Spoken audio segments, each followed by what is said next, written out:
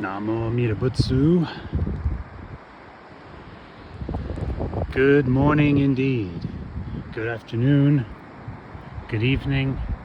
Wherever you are, whenever you are, in whichever realms of existence you are, whatever mind states you're in, whatever conditions you're in, you're most welcome to my channel. And I am in a particularly beautiful part of the Saha world this morning, in the Manaloka. High above, on the cliffs high above the beach. I don't know if you can kind of see. Kind of feels like you're on top of the world up here. Anyway, I just thought I would, it's time for another solo video. And yeah, just take in the view for a moment. So I wanted to reflect a bit more about, as you know by now, I have undertaken the suggestion, instruction, direction of Reverend Ray Fukumoto to read the 3 Pure Land Sutras through and through, and then the entire collected works of Shinran through and through, for a better, just continuously through and through, for a better, direct, personal understanding of the Jodo Shinshu teachings. And the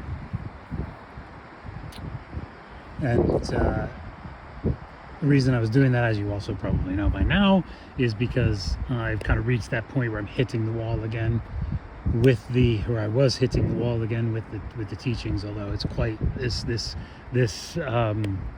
endeavor has really helped with that quite a bit, I have to say. But I hit the wall again with the Jodo Shinshu teachings, as I have several times before, and Kyokan had approached Reverend Ray, had talked about my case, my situation, as it were, and he suggested that. And that's what he suggests to anyone and everyone. That Reverend Ray does suggest the reading through and through of the Pure Land Sutras, and then all the collected works of Shinran for your own direct experience, understanding of the teachings. So anyway, so just more reflection on that. I've reached the point where I'm now. I've read the larger sutra about quote unquote 36 times, and I've read the shorter sutra, quote unquote 36 times. So now I'm on to my reading of the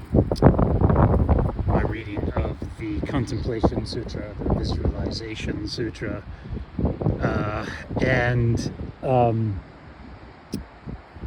again, just more. It does make things, a lot is popping out of that. I know a lot of the teachings in the Contemplation Sutra are provisional teachings, obviously, self-powered teachings.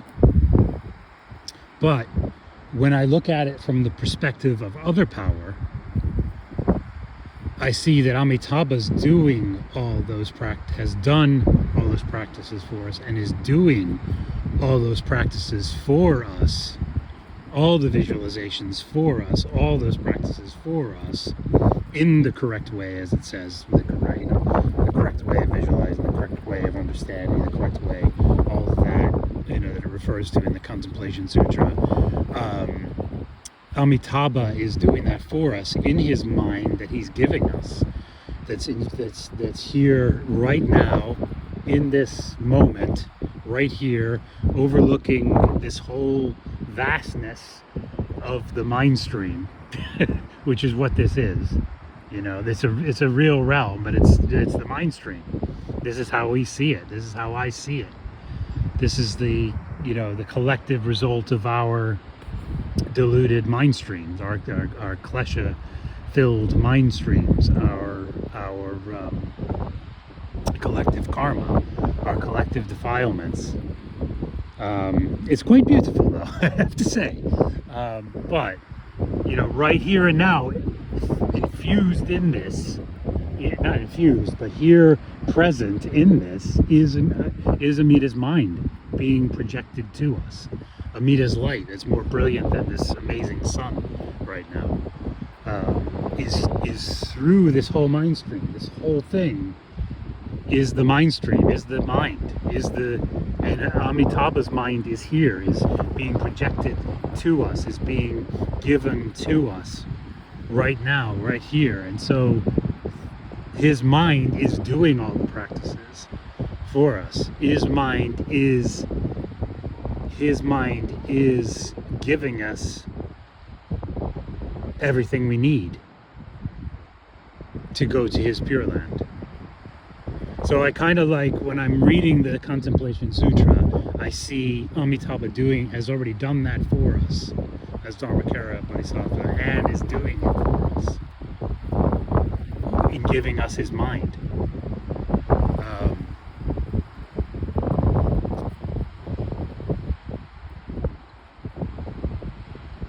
And that's through this whole, everything you see. Amitabha's light is shining through this whole thing, this whole consciousness, this whole diluted consciousness. Amitabha's mind is here.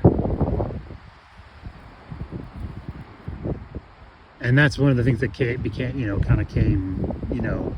very kind of real for me. And another aspect of it was that really came out is the whole drama in the beginning with Vaidehi and her son and the king and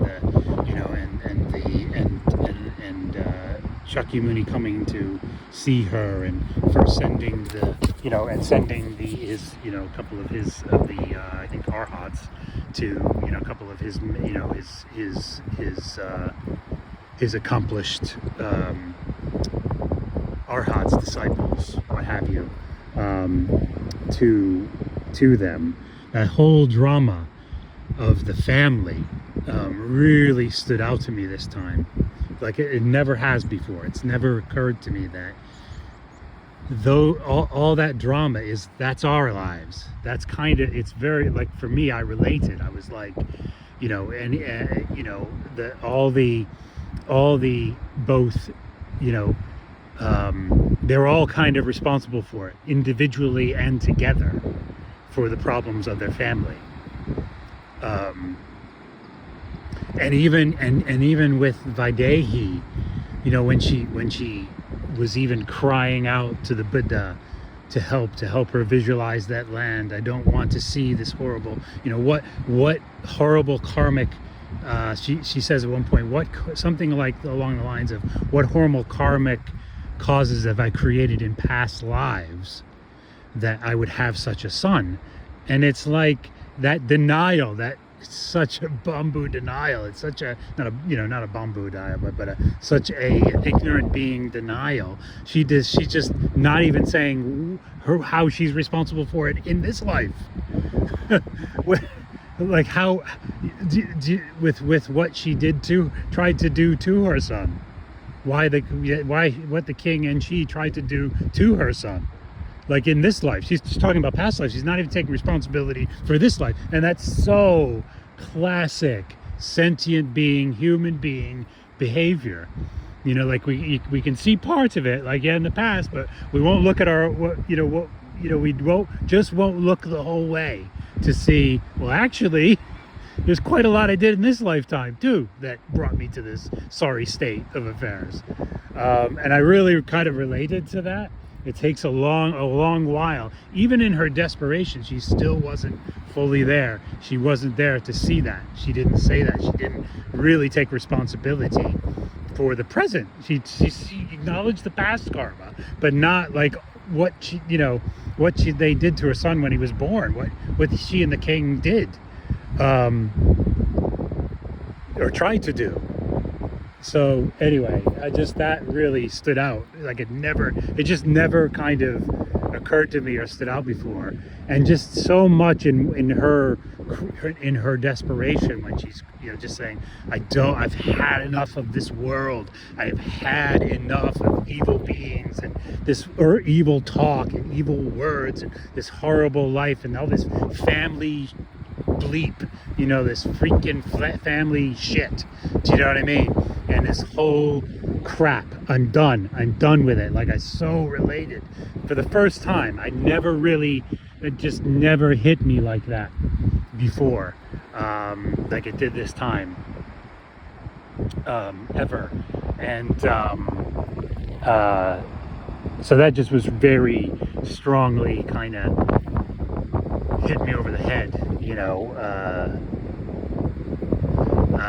like a big bucket of water. They talk about the water on stone. Well, this was like a big giant bucket of water. That's what's happening. That's what's happening with reading the sutras so far, the 3 Pure Land Sutras through it so far, is instead of it just being the gentle, like the waves gently crashing down there, this is like I'm getting buckets of water just thrown on me. Giant waves going crashing on me while I'm reading this stuff through the sutras. That's what it feels like, which is good, which is great. You need that. I think I need that sometimes. So it just kind of knocking me out of like my whatever it is that keeps you from seeing stuff, the multiple things of being a bamboo that keep me from seeing truth, seeing reality, seeing things as they are, seeing or just being able to understand things to some degree.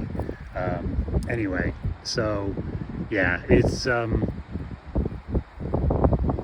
so that's like some of the things that so far have really kind of popped out of the contemplation sutra really strong. And also things with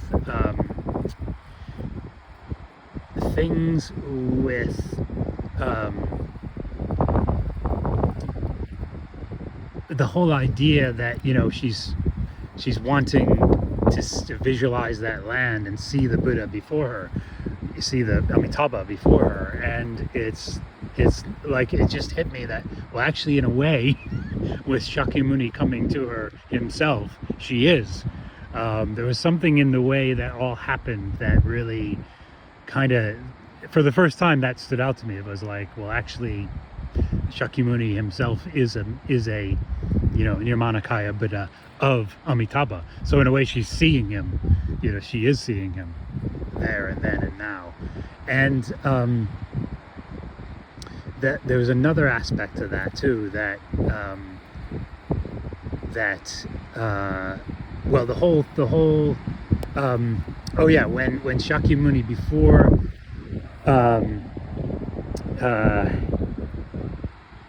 when he appears to her, when he comes to her and says, or she makes her plea, her impassioned begging and plea and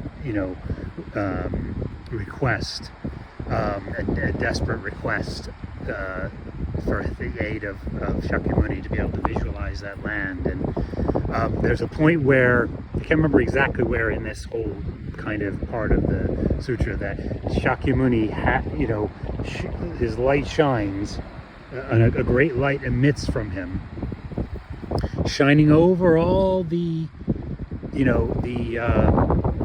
all over all the 10,000 worlds in every direction, kind of like Amitabha, the light of Amitabha.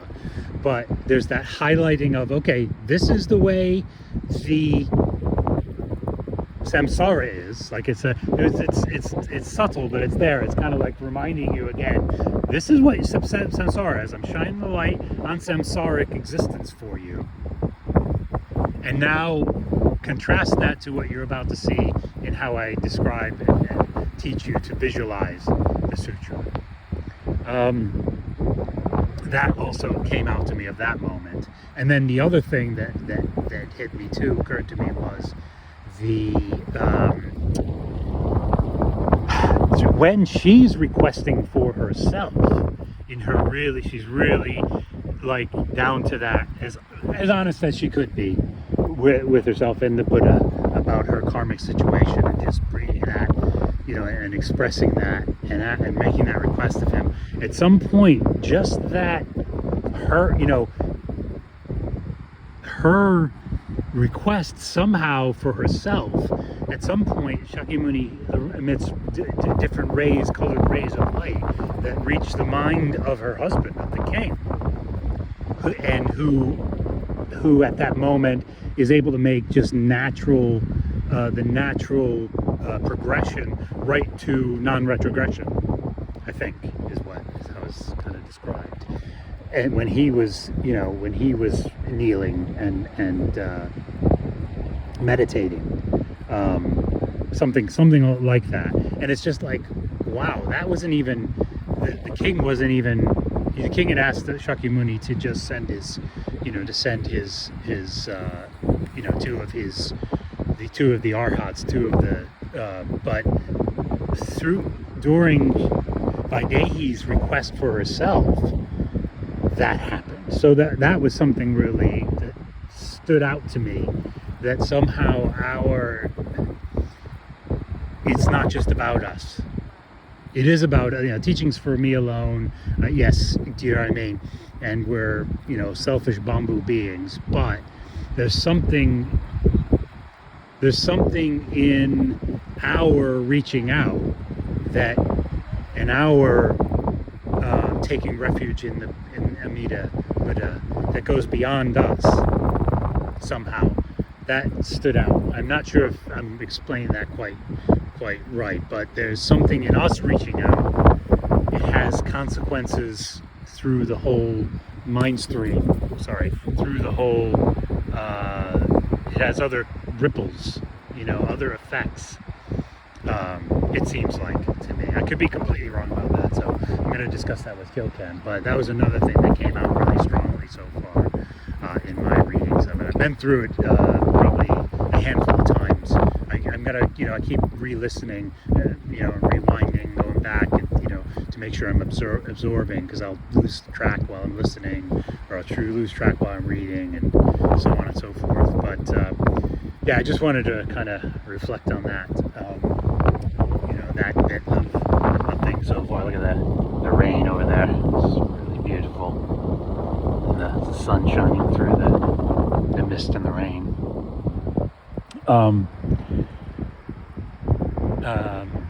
And there was something else too that really came out strongly in the description, the actual visualization of it. What was it? There's something else about that really stood out, really powerful to me in the actual visualizations themselves, that she was being instructed with, and the description of them. There was something in that. I just can't bring it to mind right now, unfortunately. I can't bring it back to mind.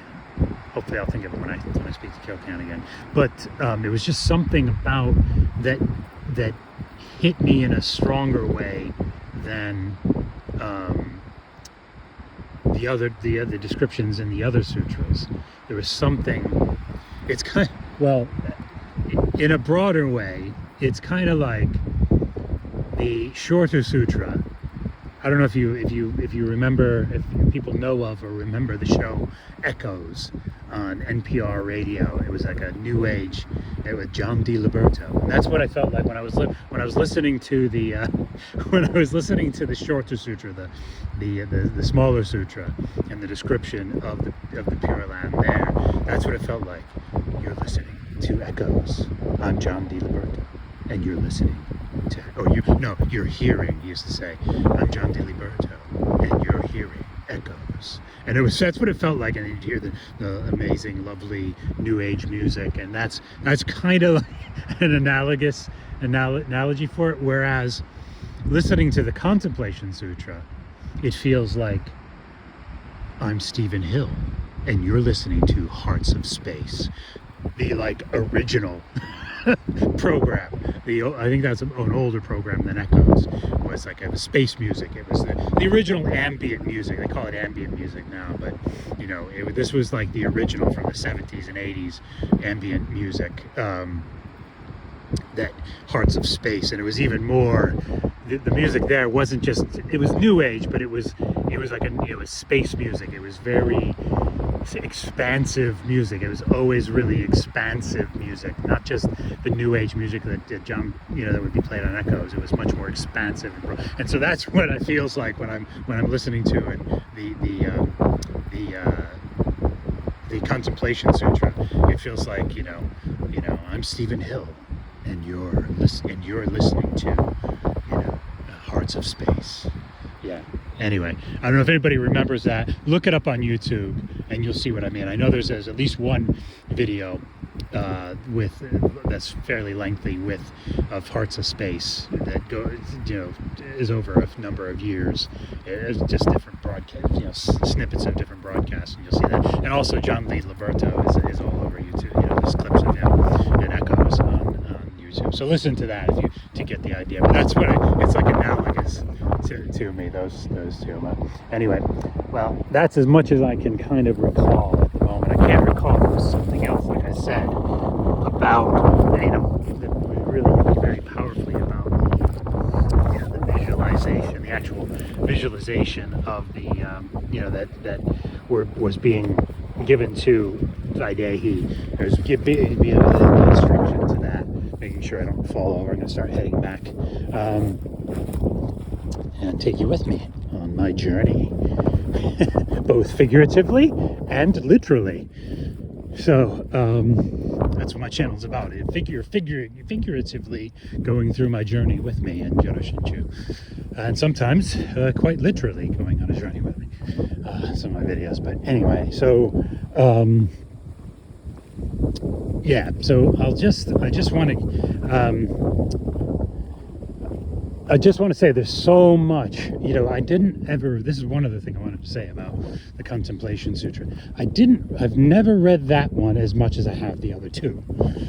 For kind of, I guess, obvious reasons of, the larger sutras where the kind of the main teaching is, I suppose, and the shorter sutra is like more kind of approachable because it's the shorter sutra, and it's even more so than I'd say the larger sutra as far as approachability.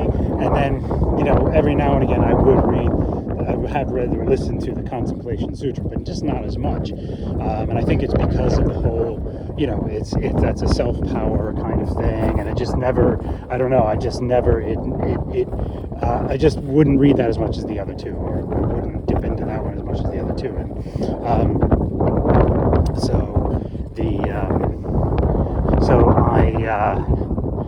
so this time, doing a proper reading of it, this is really the first time I would say I'm doing a proper reading where I'm really seeing it with the Dharma eye. I'm seeing, I feel like Amida is enabling me to see it with anew, with the Dharma eye, to see it with his light, shining, or I'm finally able to see it like that.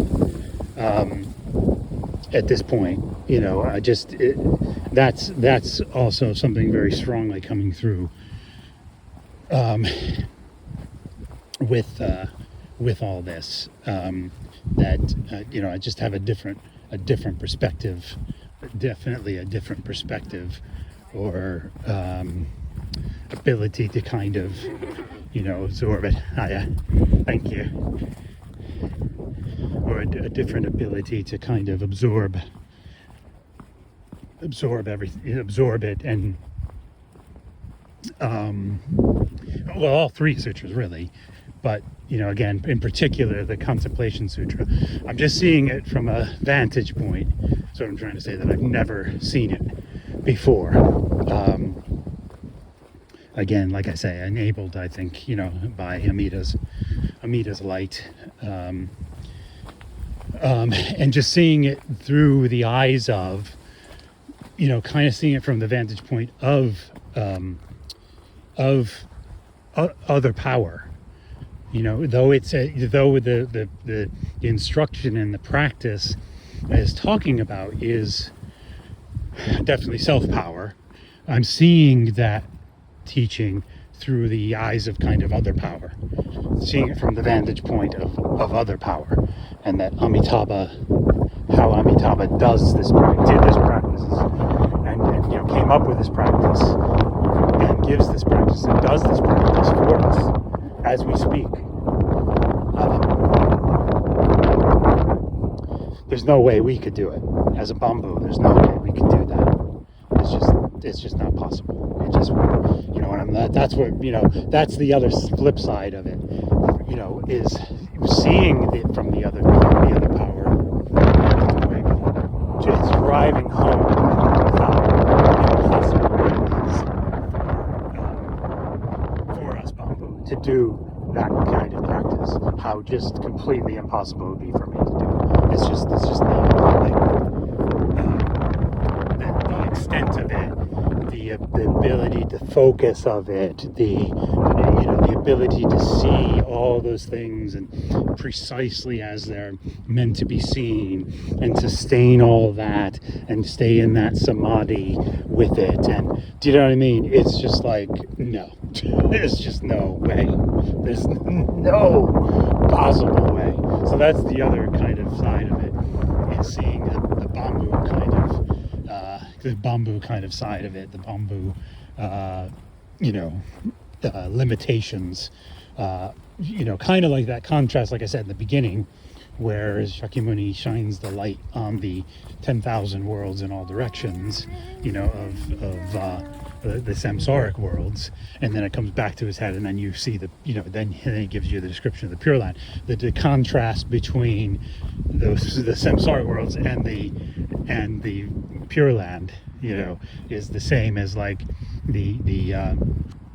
it's a similar thing with seeing, the bamboo and someone who's able to do self-power practice, able to do the self-power practice in the contemplation. If you were trying to do that as a self-power practice in the contemplations, which are just impossible, just an impossibility. It's almost like, I just can't even comprehend doing it, like even a little bit of that visualization properly in the way that it's instructed.